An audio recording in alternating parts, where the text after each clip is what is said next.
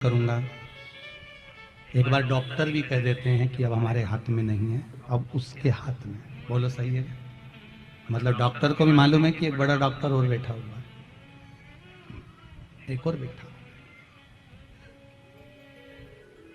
उसको भी ये मालूम है कि अभी ये अब मेरे हाथ में नहीं तो उस परमात्मा के हाथ में।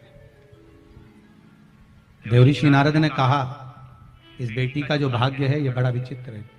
मैनावती कहती हैं कि मैं बेटी नहीं भी आऊंगा, मैं बेटी नहीं भी आऊंगा।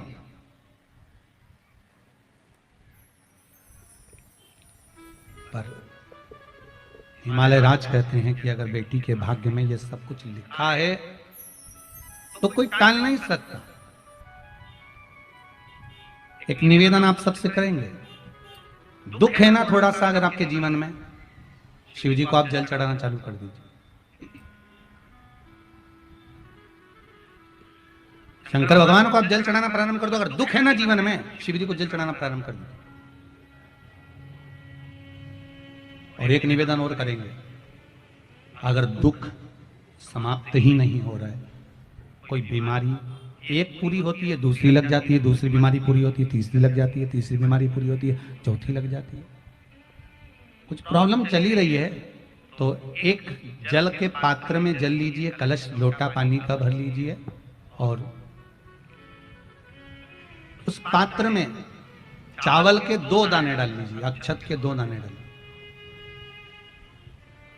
घर में से लेकर जाओ, थोड़ा सा जल बेलपत्री के वृक्ष के नीचे डाल दीजिए, थोड़ा सा जल पीपल के वृक्ष के नीचे डाल दीजिए और थोड़ा सा जल या तो आंवले का पेड़ मिल जाए या शमी का वृक्ष मिल जाए, शमी का वृक्ष मिले या आंवले का वृक्ष मिले, उसके नीचे डाल दीजिए।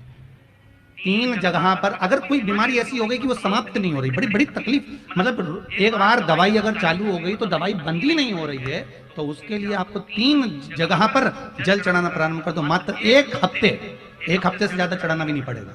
जैसे 1 हफ्ते आप टेबलेट लेते हो, गोली लेते हो, 1 हफ्ते चढ़ाना प्रारंभ कर दो। सबसे पहले बेलपत्री के पेड़ के नीचे क्या करना है, जल का पात्र लेना है, उसमें 2 दाने चावल के डालना, 2 दाने अक्षत के डालिए।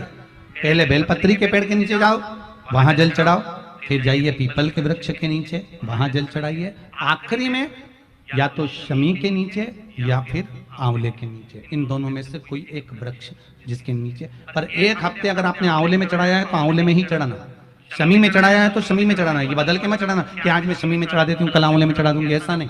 और ध्यान रखिए एक बात का, कई माताएं क्या करती हैं, पशुपति व्रत करती हैं, तो अभी मैं ये वाले मंदिर में कर लेती हूँ, अगला मैं उस मंदिर में कर लूंगी, अगला मायके में जाके कर लूंगी, ये गलत है।